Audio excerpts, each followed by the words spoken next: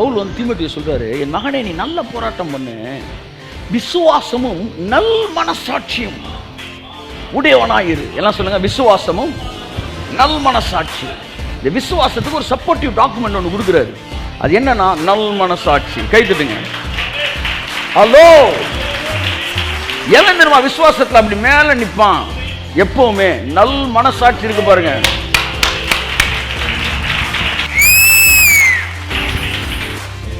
இன்னைக்கு அதான் பேசுறேன். பிரேயருக்கு ரொம்ப முக்கியம் ஃபெய்த்னு சொல்றீங்க. ஃபெய்த்துக்கு ரொம்ப முக்கியம் நல் மனசாட்சி. பைபிள்ல ஃபெய்த்ல மூவ் ஆனவங்க, ஃபெய்த்ல வானத்தை அடைச்சவங்களாம் இருக்கிறாங்க. அவங்க எல்லாம் உள்ளுக்குள்ள நோண்டி போய் பார்த்தீங்கன்னா குட் கான்சியஸ் அவங்களுக்கு இருக்கு, நல் மனசாட்சி.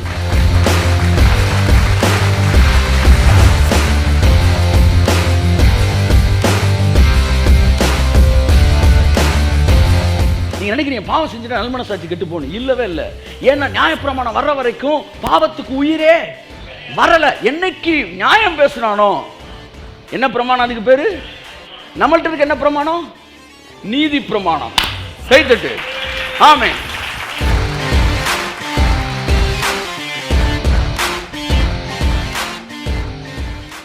என் அன்புக்குரியவர்களே, ஆதியிலே தேவன் உலகத்தை படைக்கும் போது மனிதனோடு உறவாடுவதற்காக படைத்தார்.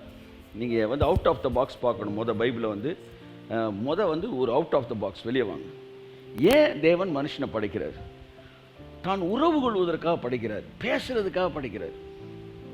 தன்னுடைய அன்பின் ஓவர்ஃப்ளோ ஆஃப் லவ்ல இருந்து பாருங்க, அந்த உறவின் வளர்ச்சியாய் மனுஷனை படைக்கிறார்.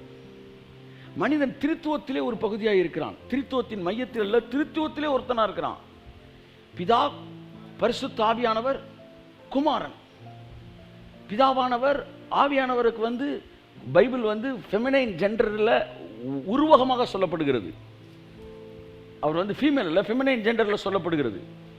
ஸோ ஆவியானவர் பாருங்க, பிதா, ஆவியானவர், குமாரன். இந்த குமாரன் வந்து பிதாவுக்கும் ஆவியானவருக்கும் குமாரனுக்கு இருக்கிற உறவு தான் திருத்துவம். நீங்கள் நான் எங்க இருக்கிறோம்னா அந்த திருத்துவத்தின் மையத்தில் அல்ல, இந்த திருத்துவத்துக்குள்ளே இருக்கிறோம். அதாவது மனுஷனை படைக்க போறேன், அப்ப படைக்கப்பட போற மனுஷனை நான் எவ்வளவு நேசிப்பேன் அப்படின்னு காட்டுறதுக்கு ஏற்கனவே ஒரு மாடல் அவர் காட்ட வேண்டியது இருக்கு. அது என்னன்னா, திருத்துவத்தில் ஒருவராகிய குமாரனை அவர் எவ்வளவு நேசிக்கிறாரோ அப்படியே அவர் உன்னை என்னை கையெழுத்து. இந்த ஹோல் பைபிள் கான்செப்ட் என்னன்னா, பிதாவாகிய தேவன் குமாரனை எவ்வளவு நேசிக்கிறாரோ அவ்வளவு உங்களை நேசிக்கிறார். இதை மட்டும் நீங்க புரிஞ்சுக்கணும். இதுதான் கான்செப்ட். இதைத்தான் இயேசு சொன்னாரு, நீர் என்னில் அன்பாய் இருக்கிறது போலவே இவர்கள் மேலும் அன்பாய் இருக்கிறீர் என்பதை அவர்கள் அறிந்து. எல்லாருக்கும் பிதா நம்மளை நேசிக்கிறாருன்னு தெரியும். ஆனா ஒருத்தனுக்கு கூட அல்லது பெரும்பாலான பேருக்கு இயேசுவை நேசிக்கிற அளவுக்கு என்ன நேசிக்கிறாரு அப்படின்னு தெரியல. நான் எங்க இருந்தேன்? உலக தோற்றத்துக்கு முன்பாகவே கிறிஸ்துவுக்குள் இருந்தேன். கிறிஸ்து எப்போ வராரு? சிலுவைக்கு வராரு. சிலுவை எப்போ வருது? பாவத்துக்கு அப்புறம் வருது. அப்ப தேவன் பாவத்துக்கு பிறகு வருகிற சிலுவையில் வர்ற இயேசுக்குள்ள என்ன பார்த்தாரா, இல்ல திருத்துவத்தில் இருக்கிற குமாரனுக்குள்ள? கை தட்டுங்க. என்ன பார்த்தாரா? பாவத்துக்கு பின்பாக கிறிஸ்துவுக்குள்ள நம்ம வர்றோமே, அதை அவர் சொல்லல. உலக தோற்றத்துக்கு முன்பாக கிறிஸ்துவுக்குள்ள ஒன்று நான் பார்த்தேன்டா அப்படின்னு அதை சொல்லல. அப்படின்னா மனுஷன் பழத்தை சாப்பிடாம இருந்திருந்தான்னா நீங்கள் நானும் கிறிஸ்துவுக்குள்ள வந்திருக்கவே முடியாது. அப்ப தேவன் பழத்தை சாப்பிட்டனால கிறிஸ்துவுக்குள்ள வரீங்க பார்த்தீங்களா சிலுவைக்கு, அந்த கிறிஸ்துவுக்குள்ள சொல்லல, திருத்துவத்துக்குள்ள நீ இருந்த.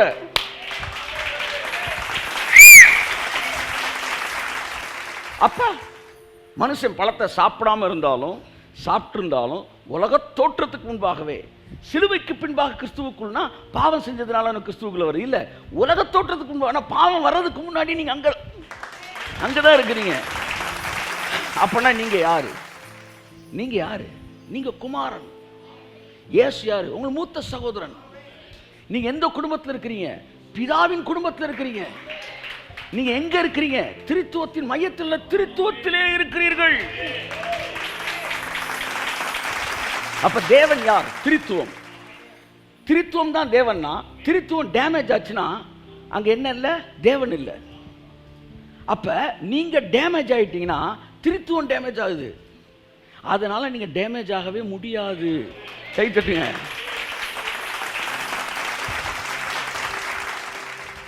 மனுஷனை தேவன் உயர்வா படைச்சாரு.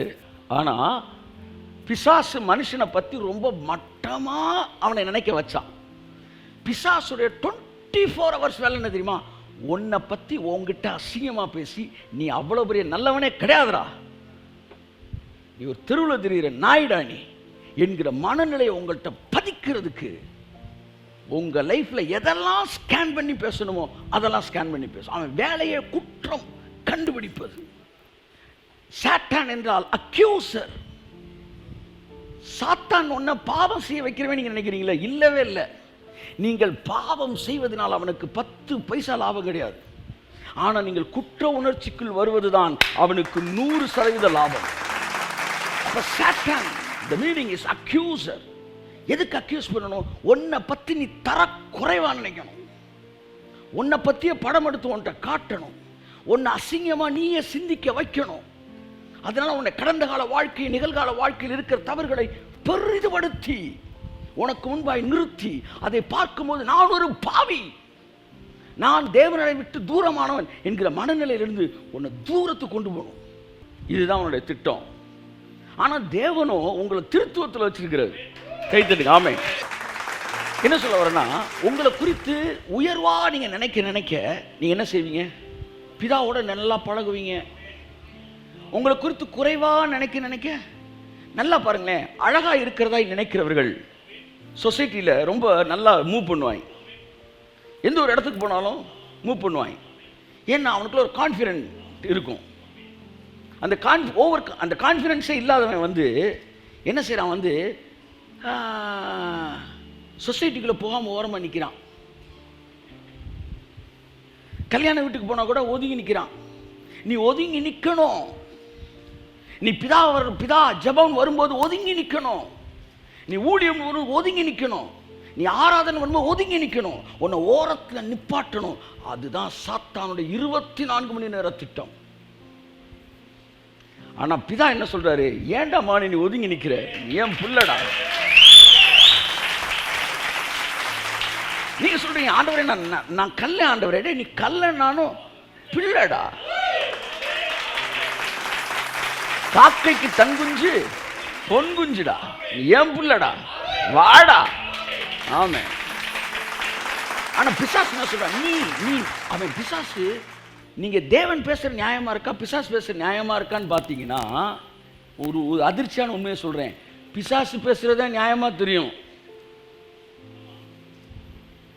நன்மையானதை கொண்டு உனக்கு மரணத்தை கொண்டு வருவதுதான் பிசாசோட திட்டம். அவன் பேசுறது எல்லாம் நியாயமா இருக்கும். நீதி வேற, நியாயம் வேற. நம்ம நியாயத்தின் அடிப்படையில் வளரவில்லை, நாம் நீதியின் அடிப்படையில் வளர்கிறோம்.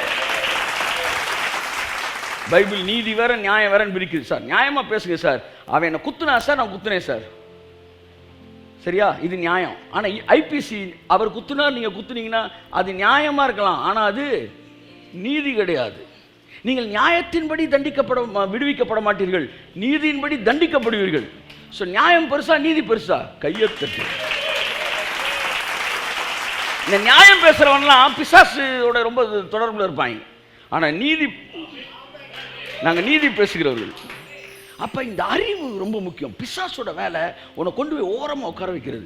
தேவனுடைய வேலை உன்னை கொண்டு வந்து முன்னாடி அமர வைக்கிறது. இன்னைக்கு தான் பேச போறேன். இதுக்கு முன்னாடி என்னெல்லாம் பேசியிருக்கிறோன்றது நான் கொஞ்சம் உங்கள்கிட்ட பேச விரும்புகிறேன். அது ரொம்ப முக்கியமானது இருக்குது. மனிதனை இதான் சொல்ல வந்தேன். தேவன் படைக்கும் போது உறவுக்காக படைச்சார். திருத்துவம் இதுக்கப்புறம் என்ன செய்யலாம் அப்படின்னு யோசிச்சுலாம் மனுஷனை படைக்கல. மனிதனை படைப்பது என்பது அவர் மனதில் ஏற்கனவே இருந்தது.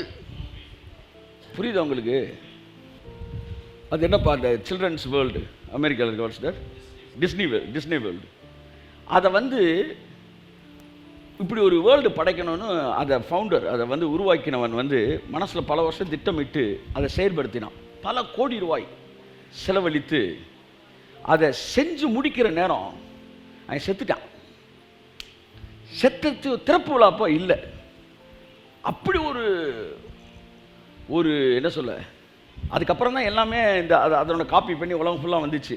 அதாவது என்னது தீம் பார்க்கு அது இது எல்லாமே அதுக்கப்புறம் வந்தது. ஆனால் அவன் முதல்ல நினச்சேன், இப்படி ஒரு வேர்ல்டை சில்ட்ரன்ஸுக்குன்னு கொண்டு வரணும், சில்ட்ரன்ஸ் தானப்பா அப்படின்னு பிளான் பண்ணி தான் செஞ்சான். ஆனால் செஞ்சு உருவாக்கப்படும் போது அவன் இல்லை. அப்போ ஓப்பனிங்க்கு வந்து பெரிய பெரிய ஆட்கள் வந்திருக்கான். ஈவன் ஐ திங்க் பிரசிடென்ட்டே வந்திருக்கிறார். அந்த அம்மாவோட ஒய்ஃப் மட்டும் அமர்ந்திருக்கிறாங்க. அப்போ ஒவ்வொருத்தனும் பேசுகிறாங்க, இந்த நல்ல நாள், ஆனால் நம்மத்திலே அவர் இல்லை, இதை பார்ப்பதற்கு அவர் இல்லை, இதை காண்பதற்கு அவர் இல்லை, இதை காண்பதற்கு அவர் இல்லை, நாம் எல்லோரும் பார்க்கிற ஒன்றை அவர் பார்ப்பதற்கு இல்லைன்னு பேசிக்கிட்டே இருந்தாங்களாம். கடைசி ஒய்ஃப் வந்துருச்சு பேசினாங்களாம், எங்கள் கணவர் பார்க்கலன்னு எல்லாரும் சொன்னீங்க, ஆனால் உண்மையிலே இதை முத பார்த்தது அவர் தான். அவர் முத பார்த்ததைத்தான் இப்போ நம்ம எல்லாம் பார்த்துக்கிட்டு இருக்கிறோம். புரிஞ்சவங்க அலையில சொல்லுங்க. அப்ப மனுஷனை படைக்கிறப்ப மனுஷனை யோசிக்கல, அவர் முதலே மனுஷனை படைச்சார், பார்த்தாரு. உலக தோற்றத்துக்கெல்லாம் முன்னாடி திருத்துவத்திலே மனுஷனை பார்த்தாரு. எனக்கு ஒரு குடும்பம் இருக்குண்டா, எனக்கு ஒரு குமாரன் இருக்காரு, அவன் பேர் கர்த்தராகிய இயேசு கிறிஸ்து, அவருக்குள்ள ஜஸ்டின் இருக்கிறான். இதையெல்லாம் அப்பவே பார்க்கிறாரு. அதனால ஏதோ இடையில் வந்த தவறி பிறந்த பிள்ளைகள் அல்ல நீங்கள். சிலருக்கு பார்த்தா ஏதோ தவறி பிறந்துட்டோம் போறோம். நம்ம தவறி பிறக்கல சாரே, தவறி பிறக்கல. நம்மெல்லாம் தவம் இருந்து பெற்ற பிள்ளைகள்.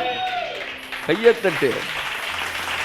எப்பேற்பட்ட குடும்பம், எப்பேற்பட்ட பிள்ளை. உங்களை வந்து ஒருத்தன் வந்து நீ இதை செஞ்சுட்ட அதை செஞ்சுட்ட, நீ லாயக்கற்றவன்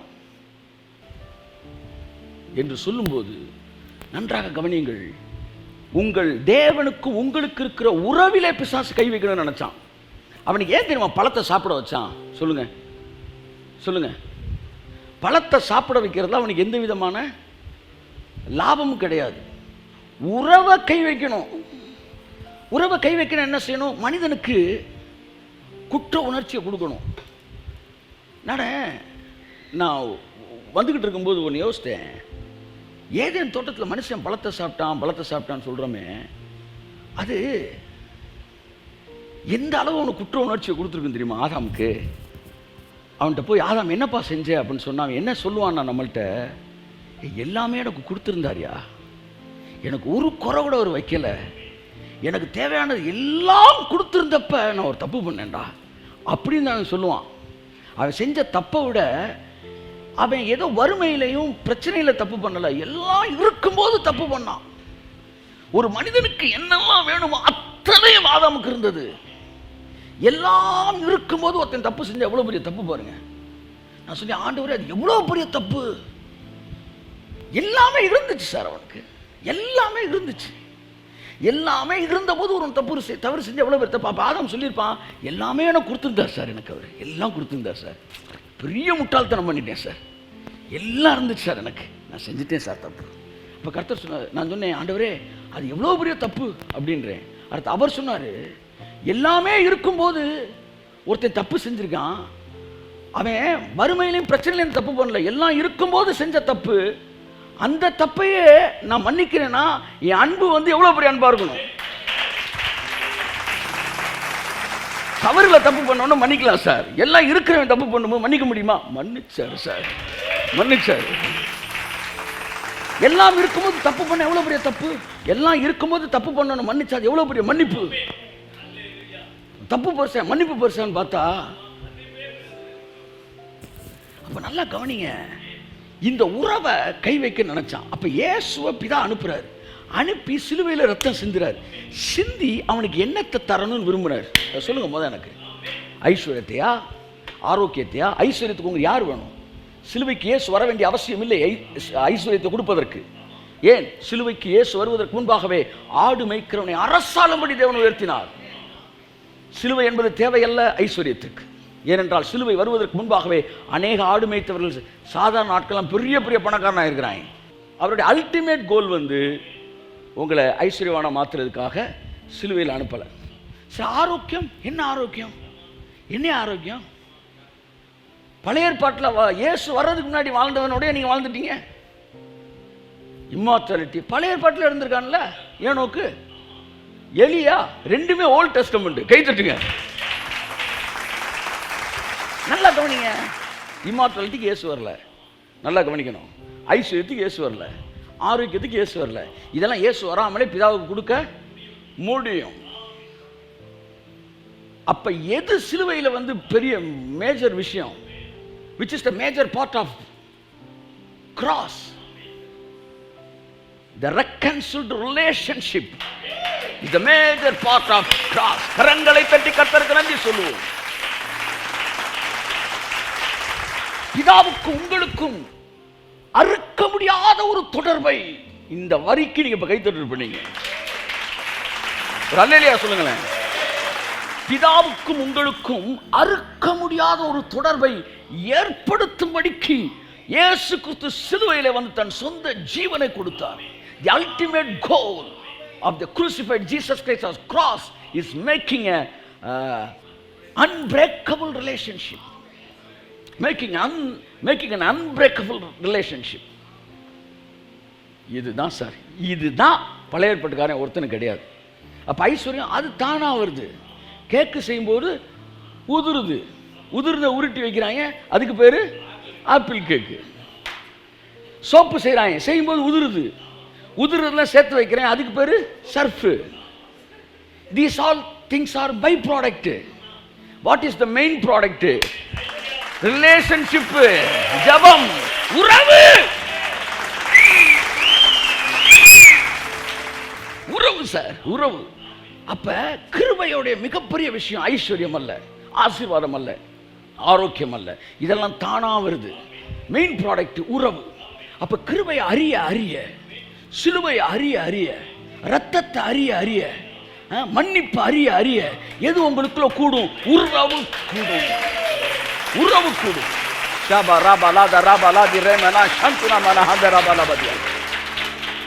கடவுளை குறித்து அறிகிற அறிவு நமக்கு ஜபத்தை அதிகமாக்குது. The knowledge about God, it is increasing the level of prayer in your life. ஜபத்தை குறித்து அறியக்கூடாது. எப்படி ஜபிக்கிறது, எங்கிட்டு வந்து எப்படி வந்து கத்துறது, எப்படி கதறது. ஜபத்தை படிக்காத, கடவுளை படி, ஜபம் வளரும். ஒரு தடவை நான் வந்து விசுவாசத்தை பற்றி பேச போனேன். விசுவாசத்தை பற்றி ஒரு 7 பாயிண்ட் எடுத்துகிட்டு போனேன். கர்த்தர் சொன்னார், என்ன பேச போறேன்னாரு. விசுவாசத்தை பற்றி பேச போகிறேன். எதுக்கு பேச போறேன்னாரு. அவனுக்குள்ள விசுவாசத்தை வளர்க்கணும்னு. கர்த்தர் சொன்னார், அவனுக்குள்ள விசுவாசத்தை வளர்க்கறதுக்கு விசுவாசத்தை பேசாத, என்ன பேசு, விசுவாசம் வளர்க்காத. ஆமென். தேவனை பற்றி தான் பேசினா விசுவாசம் வளரும். அப்படி தேவனுடைய ஈவ பேச பேச ஜெபம் வளரும். எல்லா சமயத்திலும் ஜெபிப்பது எப்படி? பயங்கரமான சப்ஜெக்ட் சார் இது. பைபிள் சொல்லுது எல்லா சமயத்திலும் நீங்கள். எபேசியர் 6 அந்த வசனம் வாசிங்க. 6:18 எந்த சமயத்திலும் சகல விதமான வேண்டுதலோடும் விண்ணப்பத்தோடும் ஆவியினாலே ஜெபம் பண்ணி அதன் பொருட்டு மிகுந்த மன உறுதியோடும் சகல பரிசுத்தவான்களுக்காகவும் பண்ணும் வேண்டுதலோடும் விழித்துக் கொண்டிருங்கள். எந்த சமயத்திலும், in all time, all kinds of prayer. பலவிதமான ஜெபம் இருக்கு. இந்த வசனத்துல முக்கியமான வார்த்தை என்ன சொல்லுங்க தயவு செய்து யாராவது. எந்த சமயத்தில், எல்லாரும் சொல்லுங்க, சத்தமா சொல்லுங்க. நான் உங்கள்கிட்ட கேட்குற ஒரே ஒரு கேள்வி, என்னன்னா, உங்களால் ஜெபிக்க முடியும்னு எனக்கு தெரியும். ஆனால் என் கேள்வி, எந்த சமயத்திலும் ஜெபிக்க முடியுமா? நீங்கள் அவரை புரிஞ்சுக்கிட்டீங்கன்னா உங்களால் எந்த சமயத்திலும் ஜெபிக்க முடியும். பவுல் வந்து எந்த சமயத்திலும் ஜெபிக்கிறவன். அப்போ தேவனை அறிய அறிய உங்களால் எல்லா சமயத்திலும் ஜெபிக்க முடியும். எல்லா சமயத்திலும் ஜெபிக்கிறது தான் கிறிஸ்தவ வாழ்க்கை. ஆனால் மதம் என்ன சொல்லி கொடுத்துச்சு? நீ எல்லா நேரத்திலும் ஜெபிக்க முடியாது தம்பி, நீ வந்து உன்னை சரி பண்ணணும், சரி பண்ணிட்டு தான் ஜெபத்துக்கு வரணும். சரிங்க சார், சரி பண்ணுறதுக்கு என்ன சார் செய்யணும்? ஜெபிக்கணும். அப்படியா, சரி சரி சரி. அப்போ ஜெபிச்சா கேட்டுருவாரா? சரி பண்ணணும்ல. என்னையா சொல்கிற நீ? சரி பண்ணி தான் ஜெபிக்கணுன்ற, சரி பண்ணுறதுக்கு என்ன சொன்னா ஜெபிக்கணுன்ற. சரி, ஜெபிக்கிறதுக்கு என்ன சொன்னா சரி பண்ணணுன்ற. என்ன சொல்லுங்க? சரி பண்ணணும். அப்போ தான் ஜெபத்தை கேட்பார். சரி பண்ணுறதுக்கு என்ன செய்யணும்? ஜெபிக்கணும். ஓ சரி சரி சரி. அப்போ அந்த ஜெபத்தை கேட்கறதுக்கு சரி பண்ண வேணாமா? அப்படி போடு. நன்மையானவைகளை கொண்டு உங்களுக்கு மரணத்தை கொடுப்பதற்கு பிசாசு பேசின செய்திகள் இதெல்லாம். என் பரமபிதா நடாத நாற்றெல்லாம் வேரோடு புடுங்க. ஆமாம்,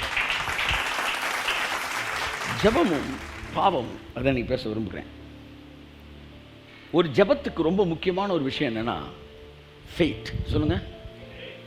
தேவனிடத்தில் சேர்கிறவன் அவர் அங்கே இருக்கிறார் என்றும் தம்மை தேடுகிறவர்களுக்கு பலன் அளிக்கிறார் என்றும். முக்கியமான வார்த்தை, சத்தமா சொல்லுங்க, எல்லாரும் சொல்லுங்க. The Christian world is, it's moved by faith. Okay, faith on, அது ஒரு பெரிய சப்ஜெக்ட். faith. ஜெபங்களில் எவைகளை கேட்கிறீர்களோ அவைகளை பெற்றுக்கொள்கிறோம் என்று விசுவாசியுங்கள். faith. ஓகே, அப்போ ஃபெய்த் இருக்கிற வரைக்கும் கடவுளுக்கு உங்களுக்கு தொடர்பு இருக்கும். என்ன ஃபெய்த்து? அதில் நிறையா இருக்குது. என்னை நீதிமானாக்கி இருக்கிறாரு, நான் அவருக்கு ரொம்ப பிடிச்சமான ஒரு நபர், என் வாழ்க்கையை அவர் மாற்றிக்கிட்டு இருக்கிறாரு. இன்னைக்கு கத்தர், நான் இந்த மெசேஜ் எடுக்க ஆரம்பிக்கும்போது டக்குன்னு ஒரு விஷயம் நான் பார்க்குறேன். அந்த விஷயம் என்னன்னா, 2 பேர் ட்ரெயினை பிடிக்க ஓடி வராங்க. எப்படி? ட்ரெயினை பிடிக்க ஓடி வராங்க. ஏசி கம்பார்ட்மெண்ட் அவங்களுக்கு. ஓடி வந்தோடனே வர்றாங்க, ஏசி கம்பார்ட்மெண்ட்டு மூவ் ஆகி போயிடுச்சு. அந்த கம்பார்ட்மெண்ட் மிஸ் பண்ணிட்டாங்க. அதுக்கப்புறம் என்ன வருது? பி, எஸ், வேறு வேறு வருது. உடனே இந்த இருக்கவன் வந்து ஐயோ ஏசியை மிஸ் பண்ணிட்டேன் அப்படி நின்றுட்டான். உடனே இன்னொருத்தர் சொல்கிறாரு, சார் எஸ்ஸில் ஏறிடுங்க சார், எஸ்ஸில் ஏறிடுங்க சார்ன்றாரு. இவன் சொன்னேன், வாழ்க்கையை சரி பண்ணாமல் நான் ஏறுனா இதில் தான் ஏறுவேன், ஏசியில் தான் ஏறுவேன்றான். இவன் என்ன சொல்கிறான், ஏசி போனாலும் பரவாயில்ல எஸ்ஸில் ஏறுவான்டான்னு ஏறிட்டான். எஸ்ஸில் ஏறினவன் அப்படியே உள்ளுக்குள்ளேயே ஊர்ந்து கையை தட்டு அப்படியே ஊர்ந்து ஏசி கம்பார்ட்மெண்ட்டுக்குள்ளே வந்துட்டான். உள்ளே போக முடியாது சார், ஏசிக்குள்ளே திண்டுக்கல்ல நிப்பாட்டினாயில இறங்கி ஏசியில் ஏறிட்டான். நான் பரிசுத்தம் இல்லாதனால நான் பாவத்தோட ஜெபம் பண்ண மாட்டேன்னு சொல்கிறவன் ட்ரெயினில் ஏறாமல் நின்றுக்கிறான். ஆனால் இருக்கட்டும், நான் பாவியாக இருந்தால் கூட அவர் ரத்தம் என்ன பரிசுத்தமாக்கி இருக்கிறான் ஏறான் பாருங்க. இவன் எஸ்ஸில் ஏறிடுறான். எஸ்ஸில் ஏறினவன் அப்போ என்ன வேணாலும் செய்யலாமா? இல்லை, உள்ள கூடி ஊர்ந்து ஹோலினஸ்க்கு வந்துடுறான். கை தட்டுங்க. இந்த AC compartment you may mean it holiness இல்லைனா எனக்கு வேண்டாம் அப்படின்னு ஒரு நல்ல குடி நானே எங்கே நின்றுக்கிறாங்க. ஆனால் இன்னொருத்தர் என்ன சொல்கிறான், கிருபை இருக்கு சார், அன்ரிசர்வ்டில் கூட ஏறிக்கிறேன் சார் அப்படின்னு உள்ளே ஏறிடுறான். உள்ளே ஏறினால அவன் அங்கே தான் இருக்கிறான் நீங்கள் நினைக்கக்கூடாது. உள்ளேயே அந்த கிரேஸ் அவனை கூட்டிகிட்டு போய் ஏசி கம்பார்ட்மெண்ட்டில் உட்கார வைக்குது.